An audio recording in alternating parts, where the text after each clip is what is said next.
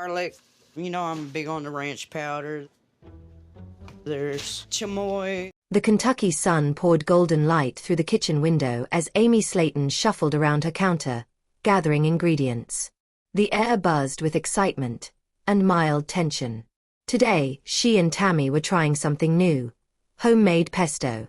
Amy, in her signature oversized t-shirt featuring a faded horror movie print, grabbed a bunch of fresh basil from the bag.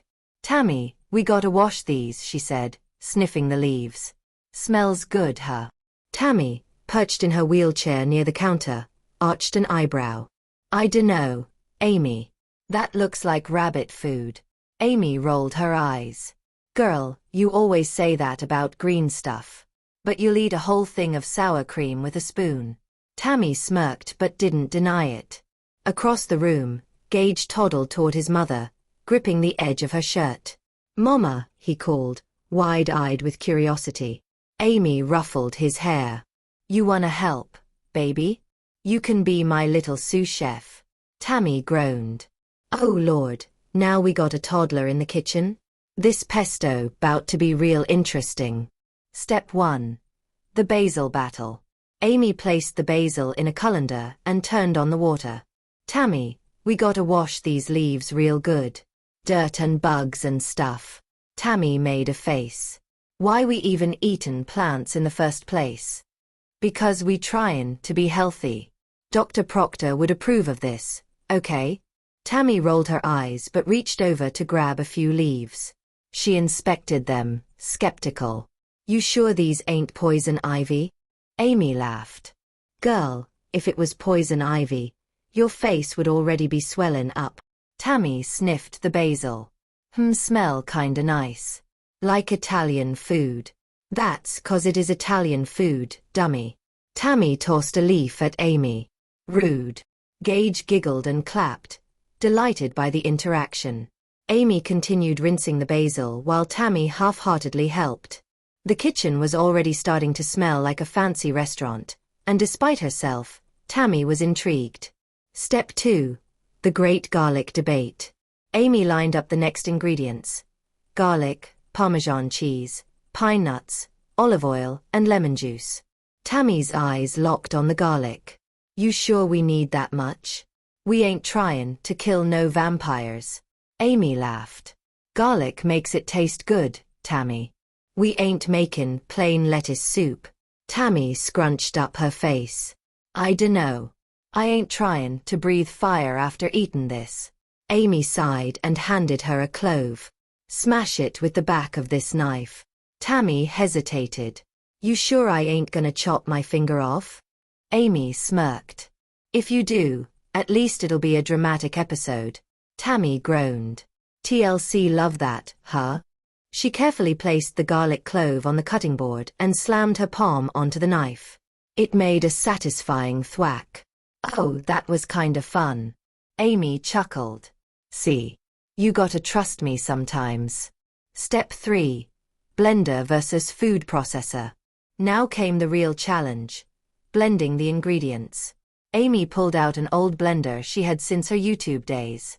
Tammy eyed it suspiciously. "That thing looked like it's been through a hurricane." "It still works," Amy insisted. "But we gotta pulse it just right." She dropped in the basil, garlic, Parmesan, and pine nuts. Then she poured in a stream of olive oil and a squeeze of lemon juice. Tammy raised a finger. Wait. Should we taste it before blendin'?" Amy considered it. "I mean, we could. But it won't be smooth yet." Tammy shrugged. "I just don't trust it." Amy handed her a single basil leaf with a tiny bit of cheese and nut on it. Tammy chewed slowly. Her face went blank. Then she swallowed. "Well?" Amy asked. Tammy smacked her lips. "It's okay. Kinda fresh. Like a fancy salad."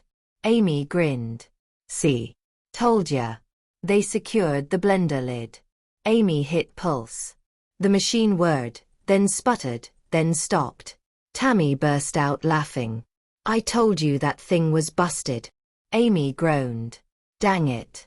Lemme shake it real quick." She jiggled the blender, hit pulse again, And nothing. Tammy wiped a tear from her eye. We really trying to be gourmet chefs with a blender from the Stone Age? Amy sighed. Fine. I'll get the food processor. Step 4. The taste test. Once they transferred everything to the food processor, things went smoother. Soon, the kitchen smelled like a fancy Italian bistro. Amy grabbed a spoonful of the bright green pesto and held it up.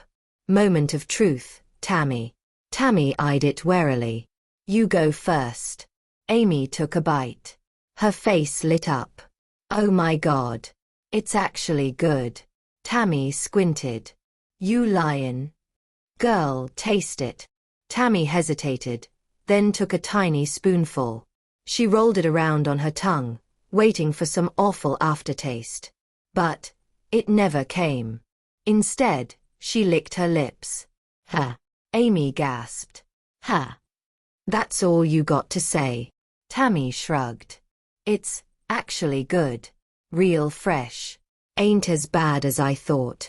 Amy threw her arms up. Success. Step 5. Pasta party. To celebrate, Amy boiled some pasta while Tammy supervised. Don't overcook it, dummy, Tammy warned. We ain't making mush. Amy huffed. I know how to cook pasta. Once everything was ready, they tossed the pesto with the noodles, making a vibrant green dish. Gage even got a tiny portion, minus the garlic.